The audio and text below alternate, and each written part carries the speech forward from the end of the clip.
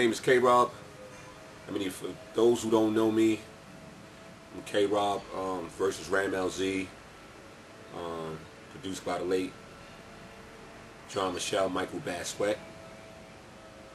I'm here to tell you,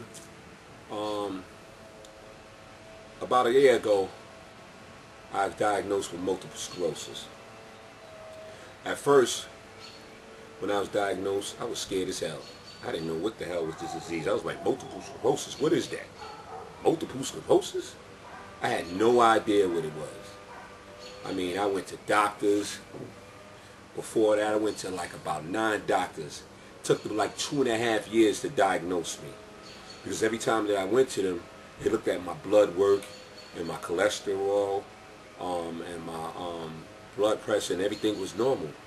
But I was feeling awkward. I was feeling strange, you know, lack of energy.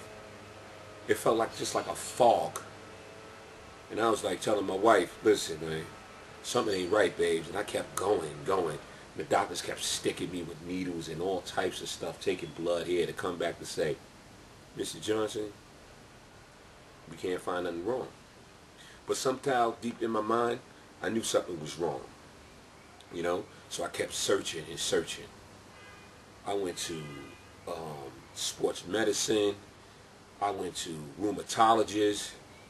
I went to all different specialists, the so-called specialists. But finally, after going to 9 doctors, I came across this doctor who said, let me do an MRI. And I'm like, well, I had one done of my lumbar spine, and nothing wasn't showing. Because I was developing like this funny gait when I walk. You know, a lot of pains in my lower back area to my hip area, and it was kind of strange. So when he did the test, at first I was a little like, I ain't gonna find nothing. I ain't gonna find nothing. So he did the test, and the test took about an hour and a half for each test, and each separate days. Lo and behold, when my MRI came back, bam, lesions on my brain, plaque on my brain. But I knew something was going on because I'm a type of guy that does a lot of research. I read a lot of books. I try to stay abreast to what's going on in the medical field. You know, I ate fairly decent. I thought I ate good, you know, but I was eating wrong, you know, like the standard American diet. But boy, was I wrong. You know, dairy. Yeah, like I was saying, you know, at first, when I got diagnosed, I was like, whoa, like, what is this? Me? Not me. Not the K-Rob. Nah, I mean, what did I do? What did I do? I looked up to God. God, what did I do wrong? I try to do right. I try to treat people fair. I try to, you know, do good deeds and stuff like that. I don't deserve this. What did I do? Crying, depressed for a little while. But then I said to myself, why not me? Who do I think I am? What makes me better than somebody else?